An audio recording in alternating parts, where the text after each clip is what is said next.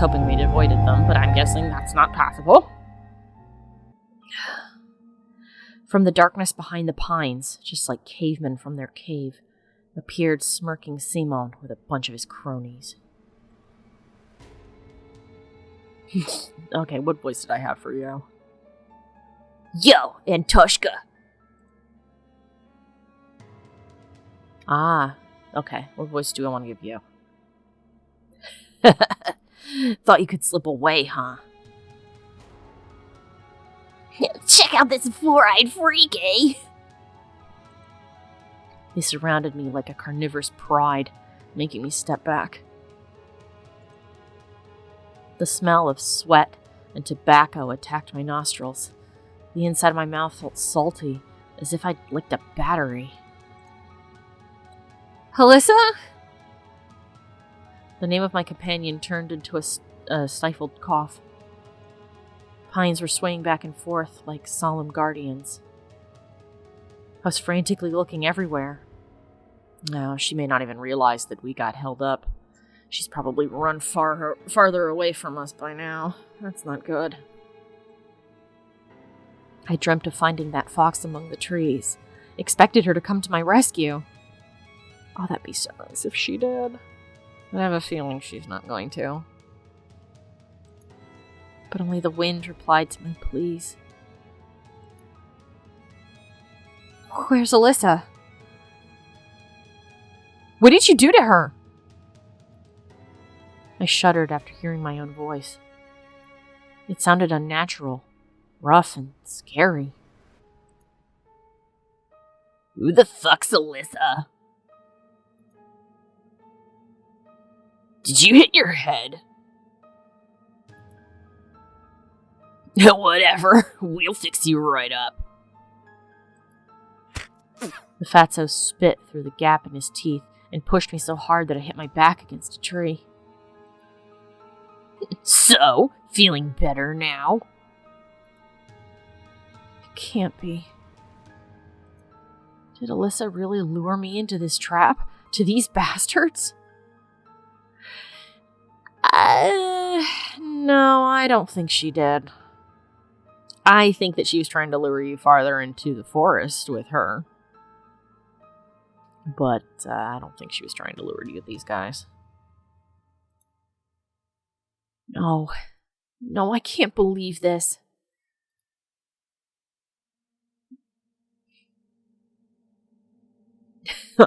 Looky here, guys. He's not so brave here compared to the school. A total limp. You fucked with the wrong guy, transfer student. Simon was moving toward me, readying his fist. Oh. In that moment, the other delinquent in track pants made a loud whistle, and the hulking boy lowered his hand. It was unexpected. Seems like Baburin wasn't the leader of this gang. In reality, they were all listening to the boy who was looking like a small carnivore with very strong and sharp teeth. I wonder if he's a weasel. Or a stoat.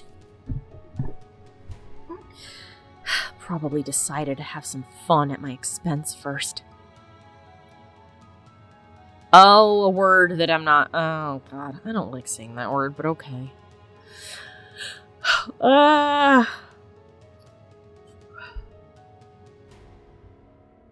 Hey, faggot junior. Is this your Alyssa? Only then I noticed Zulka beside my legs, trembling from the cold, snow plastered all over its fur. The delinquent squatted in front of the dog and beckoned it with his hand. Oh no. Don't hurt the dog. I'm gonna have to kick your ass. Oh my. Alyssa, come here, you flea-ridden bitch. The others let out nasty laughs. The dog's ears perked up and she started carefully moving closer. Yeah, come here. I've got something for you. Oh my fucking god! Now I have to hope you get eaten by a bear. Piece of shit. Oh my god, who is the parent of this shit kid who has clearly failed at parenting? The dog didn't even have a chance to sniff him when this animal abuser caught it by the ear and kicked it right under the tail so hard it flew into the nearest snow pile, squealing.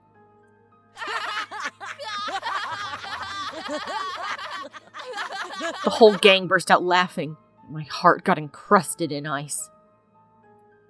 Even the birds that were perched up on the tree branches let out frightened caws. At the edge of my vision, I saw something flash in the illusory twilight of the sleeping forest. Or were that just bushes moving under their icy branches in the wind? Ronka won't be able to shit after this. Let me get the fucking thing one more time. 2 negatives will make a positive. But the stray was already nowhere to be seen. Poor puppy, my god. Ah, his name is Roma. What? Are you an idiot? Go and show the Four Eyes his place. In a way, he'll understand. Yeah, he fucking owes you. This whim cracked you. Sure thing. Ah, boy. Simone brought a sizable signet ring with some geometric shape carved in it up to my face. In a moment, I'll hit your faggot face so hard it'll leave a mark for the rest of your life. Where did all my inner strength and bravery go? Stop! A wheezy whisper left my lips, and my head tilted forward, hitting Simone's fist. Red sparks flew from my eyes. Oh, God. Bayasha, give me a hand. Simone gave me a rough push toward the bastard with the slanting eyes, and he tripped me. I fell on the sharp crust of ice, and the fatso stepped on my hand, preventing me from getting up. A painful groan escaped my throat. Did you hear him whimper? Is he actually a faggot or something? I started to lose breath from anger and resentment. The pain was growing. My ear was hot, and pulsating pain was shooting through it, like it was cut off and a ball of nettle was sewn in its place. We got fucking clipped in the ear by the punch. Why so silent, Antoshka? Come on, tell us. Are you a faggot? At this moment, I felt pure, unbridled rage, the amalgamation of my anger. Like the Sprouts ink, it rose from the depths of my mind, filling all my thoughts. Morons! Whoops, wrong button. Did you know that my dad is also a fag? Simone burst out laughing. This became the last straw. Fear and anger were grappling inside me like mad dogs. He knows Aikido. You got it? And he's a vet. He'll kill the likes of you with his one word from me, and he'll... Ronka lifted up his arm, stopping my torrent of lies, and made a couple of steps forward. Simone slowly backed off, giving me an opportunity to stand up. Did he believe me? Or was he confused by my face, twisted with rage? A vet, you say? My dad also fought in the war. In Afghan. And yours? Mine too. Oh, really? And what force did he serve in? I stumbled. Fear chomped at my rage's throat and made it bleed. He's full of shit, Romka. Sure as fuck, eh? Did you think I'm so easy to trick? I can see through all your lies, little bitch. There was a nasty smile on his face now. This didn't bode well for me. Well, you've asked for this. A teacher saved you at school, but here...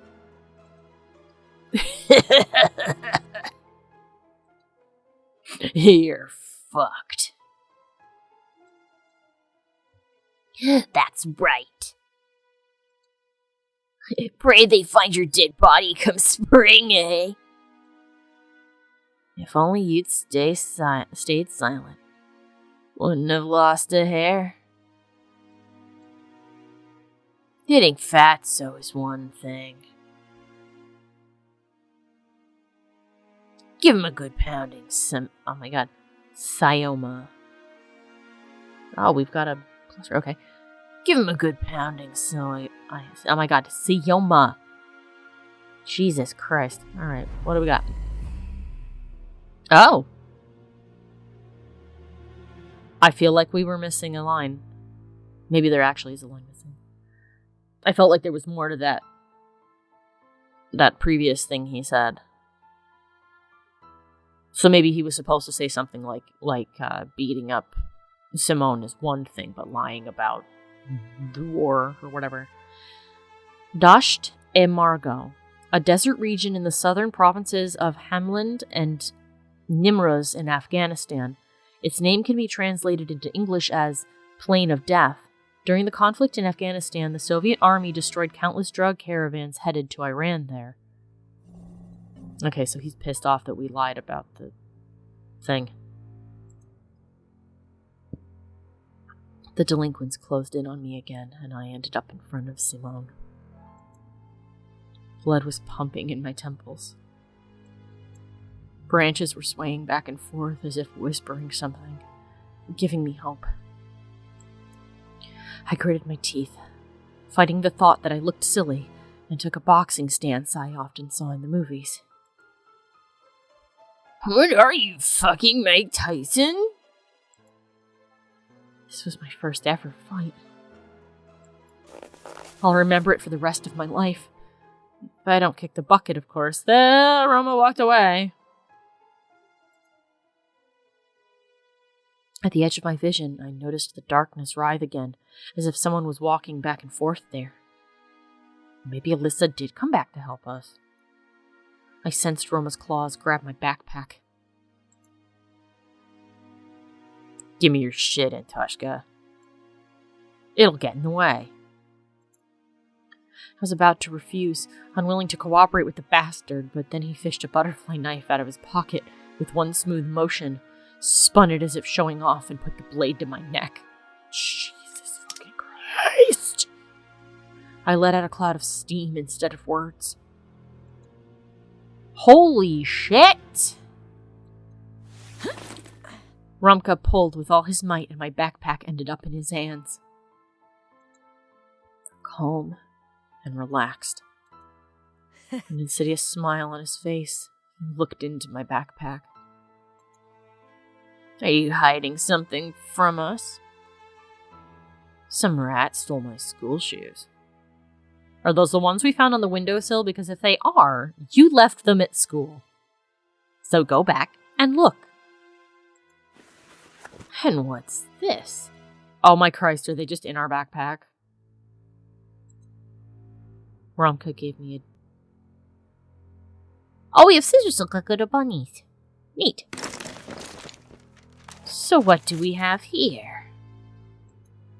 My text and notebooks fell in snow.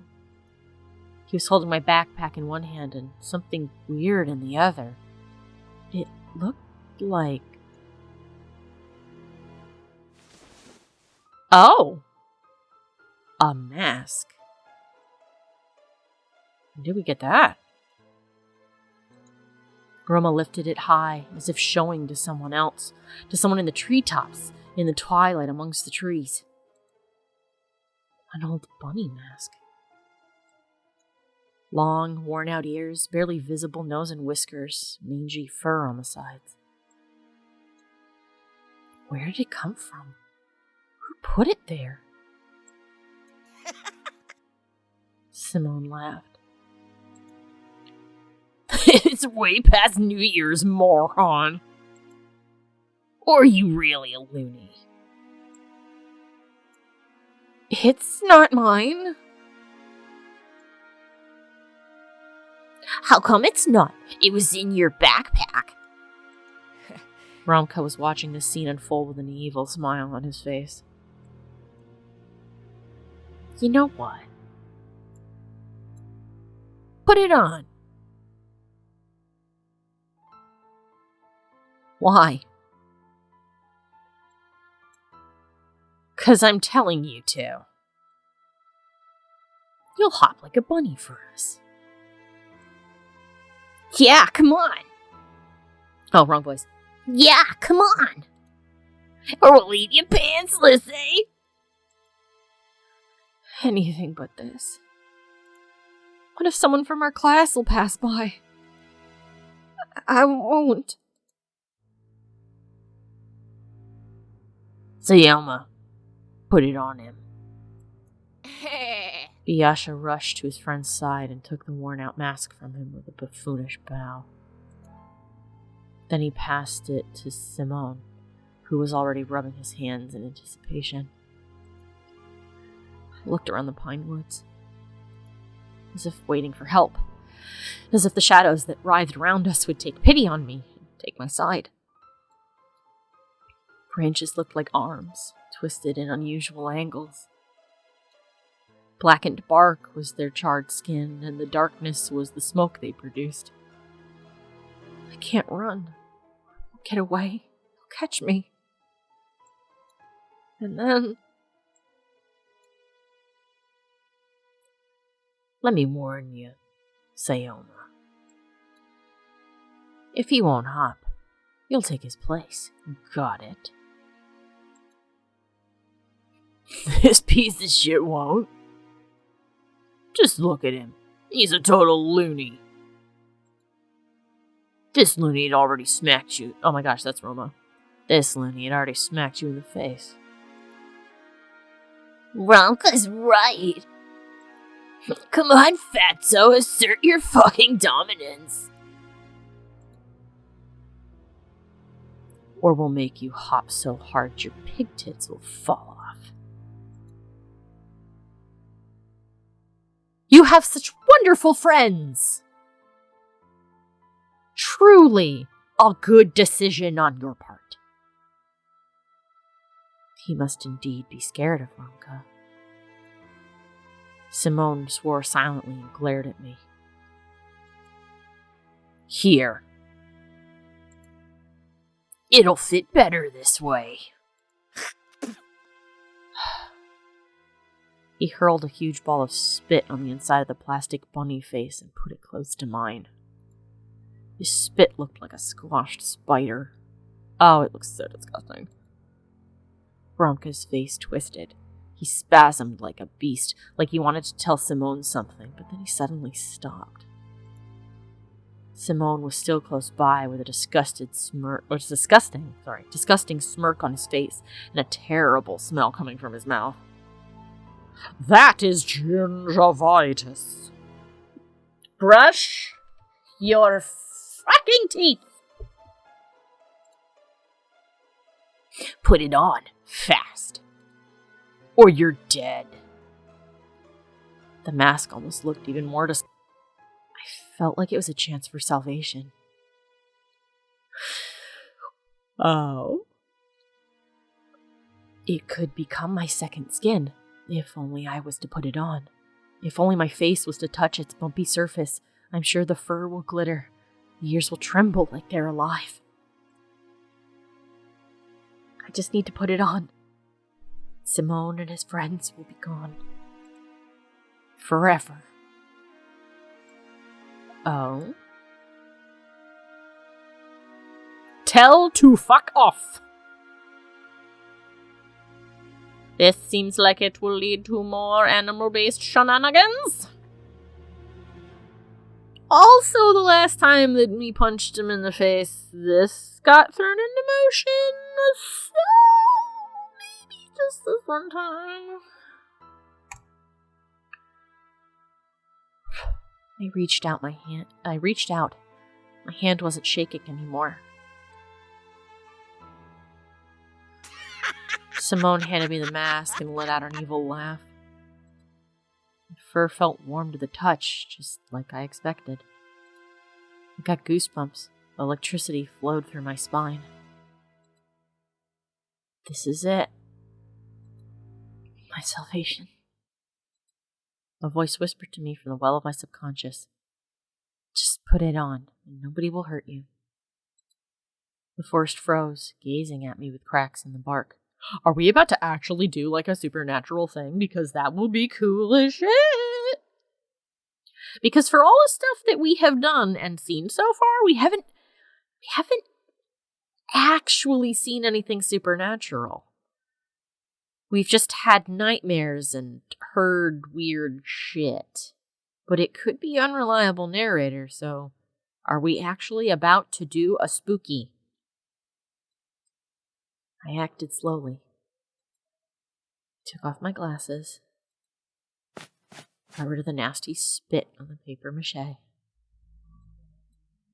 There was movement inside of the bunny face, as if something was trying to break out. And I needed to help it. I lifted up the mask and started moving it towards my flaming cheeks. Just like in that movie with Jim Carrey. The mask. This mask had power. This mask had strength. Carton touched my skin. It enveloped my skull, my nose, took the shape of my face. It smelled like an animal lair and pine. My lips touched some sort of hard, wavy material. Oh, the music got intense. My armor. Strangely enough, through the slits of the old carnival mask, I was able to see as good as through my glasses. A trio of boys frozen in the clearing. Snowflakes frozen in the air. The trees whose shadows formed black streams toward me. And a weird silhouette in the early twilight behind the windfall. Is it Alyssa? In all that silence, Simone nervously whispered, "Hey guys, what's up with him?" I broadened my shoulders. My muscles felt like they were made of steel. Am I going to fucking kick their asses? Rabbits are mean. We think of them as scared little bunnies, but they can fuck you up pretty good. And they carry chlamydia. At least I think it's chlamydia they carry. They carry something pretty nasty. Invisible plumes of fog flew toward me, breaking off the trees. I'm going Super Saiyan! I was absorbing the forest's power with every pore of my body. I smiled underneath the mask. Everyone is sweating. I smiled underneath the mask. No, I showed my teeth. My fists were itching. My stomach was growling. He's turning. You asked for this. I made a step forward. Simone carefully stepped toward me, as if he was walking on thin ice. A trail from my dreams snaked in front of me again. Endless, alluring. It was beckoning me away from all the problems to the new, wonderful world, the world of magic Neverland. I pulled on the zipper, opened my coat, and threw it into the snow with a fast motion. Then growled. I felt like something was frantically looking for the exit underneath my skin. I went towards Simone. He's turning. fuck? I'm turning into a fucking retard. Oh, that was Roma. Whatever. Same voice. Who gives a shit? I had to say a word I don't like again. The clearing blew up in hysteric laughter. The Yasha was clutching his stomach. Roma smirked, shaking his head. And Simone, who was laughing the most out of the three, spat on his knuckles and waved his fist like a club. You're such a moron, Tasha. Ow. A fist collided with my mask. The fur didn't dampen the blow at all. There was no power, no magic smoke coming from the pines. I flew toward the bushes and landed on my butt. My vision, bolstered by adrenaline a moment before, returned to normal. Now that was something. I thought he'd get on all fours and tear us to bits. Like a carrot. Yo, did you see that, eh? Did ya? Does this count as him hopping? This was even better. I sobbed. The mask had one advantage. If I cried now, nobody would see my tears. What a loony. You belong in a loony house. For animals, eh?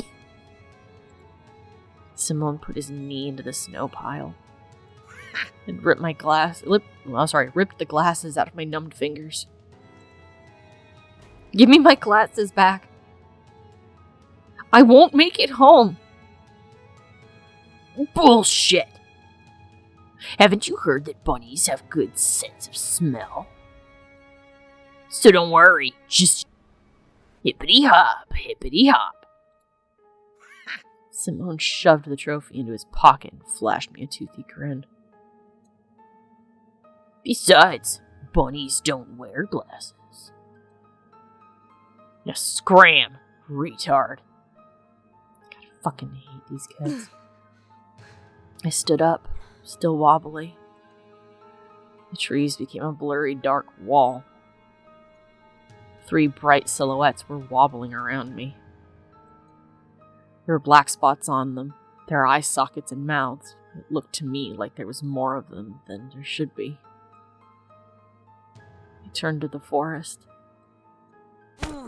Simone's boot came to my rescue, kicking me in the butt and quickening my shameful retreat. Hippity hop, hippity hop. I threw the mask into a ravine out of spite, and then zigzagged through the fire break, alone in a giant snow-laden world. I hope we grabbed our backpack. The trunks around me bent in all directions. Their treetops disappeared into the darkness above me. The sky was pushing me down. I wanted to cry, but my eyes were completely dry by now. Only sadness and longing were left. A desire to bury myself under the snow, or leave for the Neverland, joining Volva and Senya. I didn't care where to go, just somewhere far away from here. Somewhere very far away.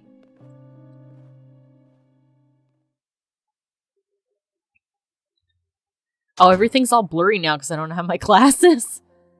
Oh, God. Hey, what's this?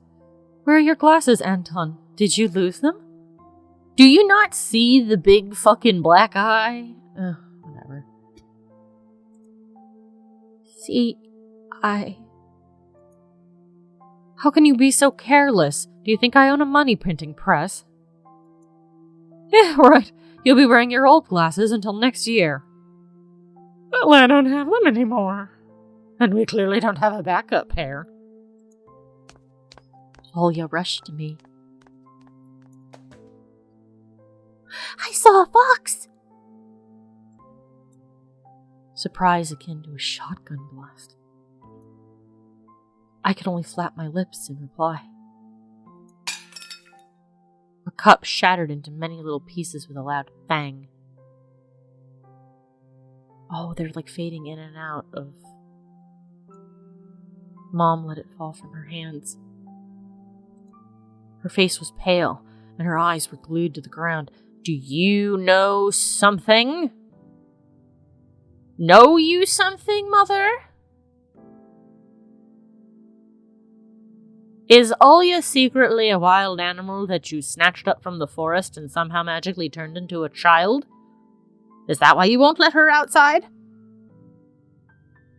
Or did her sudden appearance in the doorway scare the shit out of Mom and she dropped a glass? This pause, just a split second, felt like an eternity. Then my mom spoke with disappointment. First it was an owl, now it's a fox. Will you ever get tired of this?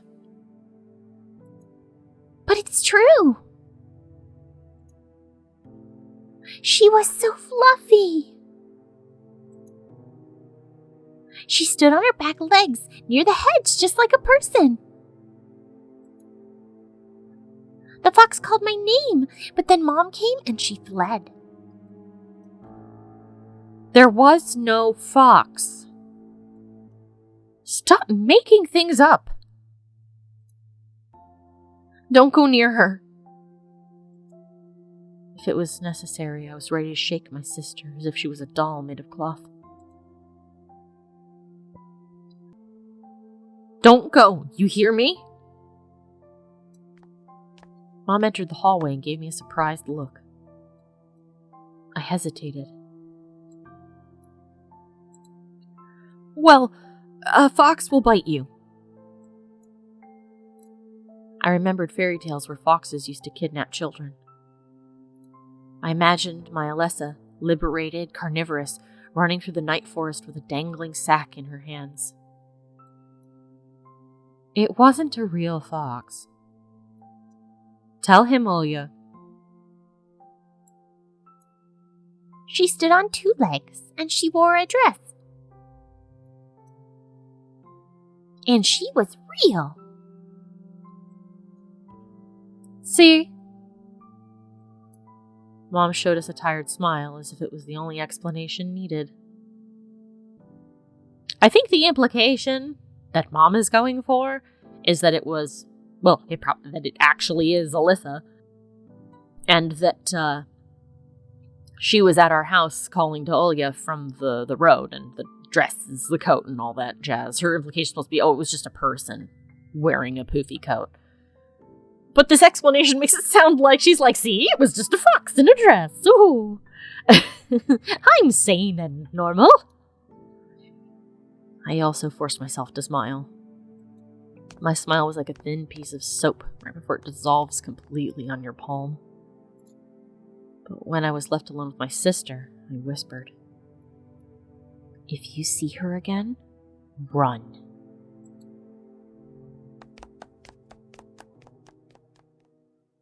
Hoobity boy. I shut my eyes and threw the vitamins in my mouth. Washed them down with water. Please.